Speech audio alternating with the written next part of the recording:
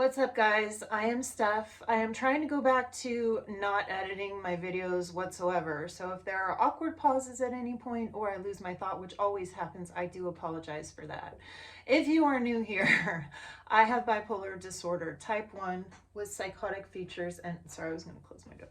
With psychotic features and mixed episodes. I didn't get that diagnosis until really late in life, so I do this channel in an effort to help loved ones better understand that when their loved one is in psychosis and the things that they are saying that are horrendous, the person doesn't actually mean those things, and that's because they are in psychosis. But I do this channel because I was diagnosed so late. I had 4 severe psychotic episodes. If you want to learn about those, I'll leave the link below. I have long videos about them. So, and if you are subscribed because of the cute animal shorts that I do, this is the other side of my channel. If you don't want to see these videos, you don't have to unsubscribe. You can just put not interested in this video, and then my videos will stop showing up in your feed. So today I want to talk about 3 different things. 1, I'll give you a quick update on what I've been up to, why it's been so long since I've posted a vlog. And 2, I want to talk about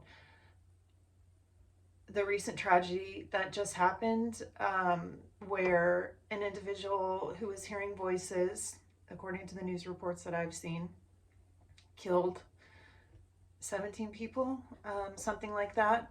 So I want to talk about that, and then I want to talk about what Gavin Newsom, the governor of California, is planning on doing about this, which affects the mental illness community at large, and it also affects society as well. So 1, what I've been up to. I have been really upset about the war.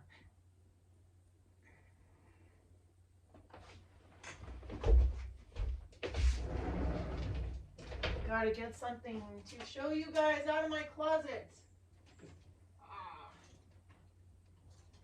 Okay.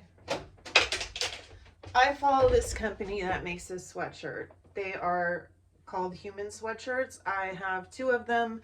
I also have a shirt. I am very liberal, by the way. I have a shirt that says "We'll trade racists for refugees," which I bought from this company. They help children in war-torn countries. They help feed them, and they happen to be Palestinian. So I am on Instagram and I follow this company, and I don't want to take anything away from the Jewish community. I have a friend who's Jewish, and he is severely triggered by what happened in Israel. And it's very hurtful to the Jewish community. I think it's really scary for them. I'm not Jewish. I don't know. But I know what happened. The massacre that happened was at the music festival, was horrendous. And, but I'm seeing the other side of it. So every day I've been seeing videos of children, because a lot of people don't know that the Palestinians live in an area where unemployment is close to 50%. So 1 out of 2 people are basically starving. They don't have access to clean water. They have limited everything. They're basically living in an open air prison because Israel controls the flow of goods in and out of there. So I'm seeing children, because thousands of children have been killed. The mortality rate among Palestinians in that area is 25% for babies. So 1 out of 4 babies dies because of medical care. It's a really horrible place. People die like in their 50s is their average lifespan, because of them having been bombed because of their lack of resources. So I'm seeing both sides of it, and it's been really upsetting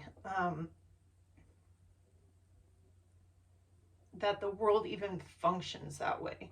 So that's that. I don't want to talk about that anymore, but that's where I've been with things. That, and I've also been working on music, and that is my dream, to be a songwriter. I do YouTube because I feel alone a lot, and you guys help me with that. So that's why I do YouTube. Going rambling rambling now. Okay, what was the other thing I wanted to talk about? I wanted to talk about the massacre that happened of, I believe, 17 people by someone who heard voices. One, we are dangerous people. When we're sick, a lot of people with schizophrenia have been responsible for mass shootings, or people who've reported mental illnesses or mental illness symptoms, hearing voices, seeing demons. Freddie DeBear talks about the guy in Colorado who shot up the movie theater having symptoms of schizophrenia since he was basically a teenager. Mental health is a serious problem, and I don't know even if there is a solution aside from locking us all up and throwing away the key. Gavin Newsom is making it easier for the state in California to conserve an individual. He is opening homeless facilities, but I don't believe there are enough, and he's allocating resources. And way back when they used to take homeless people, like I see all the time because I live in an area of Long Beach that is surrounded by homeless people. It is not the safest neighborhood. And a couple of years ago, another person with schizophrenia killed 2 people down at the park, about a half a mile from here. And he also stabbed someone in the neck running on the beach. This is a person that was a person previous to this event. A person completely separate from the person in psychosis, hearing voices that are telling him to kill the demons or whatever. So it's sad when something like that happens and this person has their entire life thrown away. Well, the individual that killed 17 people had been hospitalized for 2 weeks, and he was released. I find it so hard to hear about hospitals, and I was released from 10 different hospitals before I ever got help, and I got help by being arrested. I was involuntarily forced medicated, and I was locked up in jail for 2 months, and then another jail for another month after that, 3 months total. I have a video about that. I have a lot. That's a really old video. Maybe I'll do another video on that one day, but we can be really dangerous people. When I was in my psychosis, I drove 100 miles an hour on the freeway. I drove through stop signs because I lived in a different reality. I literally thought I was in a different reality where I was someone else. I was someone who was working for the government. I had all these delusions. I was invincible. God would protect me from any person potentially entering that intersection where I run stop sign. I'm very lucky that I didn't hurt someone else, and I'm lucky that I didn't die myself.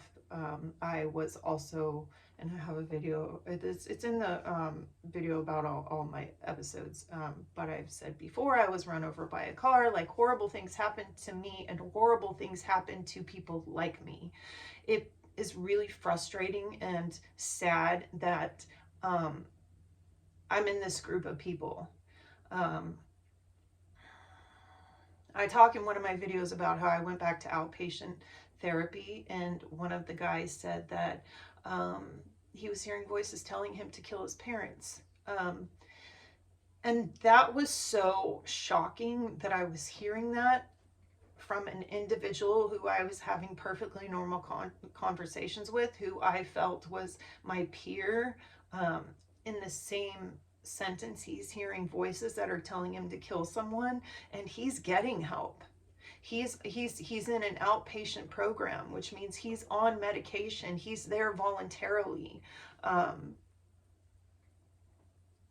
So I heard about this thing with Gavin Newsom a couple of weeks ago, and with California, what they're planning on doing, and what they're planning on doing is making it easier to conserve people. What's going to happen is a lot of people are going to end up in jail, sitting in jail until there's a bed in a mental hospital. What could potentially also happen is what happened years ago when people were thrown in mental hospitals and left there to die. Reagan closed all those places because he created what's called a standard of care.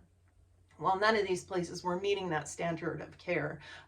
So all of those places closed. They used to do shock treatment on people like me. Say I was having a manic episode and screaming, they would strap me to a table and they would do shock treatment without any anesthesia. Today, they do ECT therapy for people with bipolar disorder who agree to that, but it's controlled and it's under anesthesia. So the end result of torturing people with shock therapy years ago because they were mentally ill has provided a benefit in the future. Because of that, I do believe they will continue to experiment on people. I don't know that for a fact, and it's kind of like conspiracy theory crazy, but that's what they did in the past. They did lobotomies on people. So that happening, my feeling is it for the greater good? Because I don't know of a solution. I know that other countries have far fewer instances of violence, and they have things like universal health care there, even though guns are legal there. I think that you should know, I say this in the Radio Killed Kanye documentary. I show you a chart of where gun deaths come from. And because I'm part of a group of people that this affects, of course I'm anti-gun, but it more than 50% of people, I think it's like 54%. I have the statistic in that. I'll leave a link below for those videos. It's a documentary I did. I spent a lot of time on it. It's really long, but I promise it's not boring if you want to check it out. But I forgot where I was. Something, gun. 54% of gun deaths are by suicide. And the suicide rates for people with bipolar are very, very high. I think they're like, I don't want to give a specific statistic, but you should look it up because it's insane. I think like 8 million people a year die from illnesses that could have been averted with medication. So do I think that people should be involuntarily committed and become conserved by the state?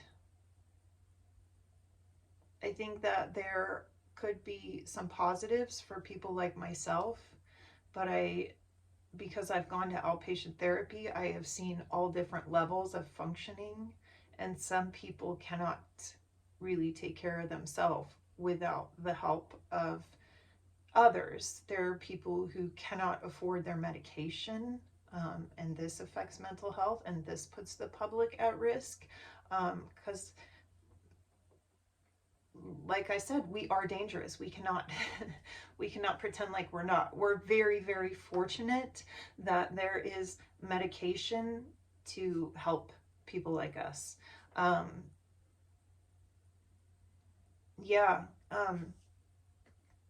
Maybe it's for the greater good. People like me will get help. And some people may get more resources, like they'll be able to find care in their community after they're voluntarily committed. But the horrifying thing is, with the person who killed all those people, is all those people lose their family members. All those people that were affected by that shooting in that community, how scary it must be. The family of that person, and it probably could have been avoided had he been on medication and gotten care for his schizophrenia, but the hospital released him after 2 weeks, which happens a lot. They never keep us long enough. So this video has gone a little bit longer. I know I rambled and jumped around topics, but I hope it's made you think. And I hope it's been helpful in understanding the dangers of living with a severe psychotic illness and not getting help and not having some kind of support system. So thank you for watching. And for those of you that missed me, I love you too. Thank you so much. Bye, you guys.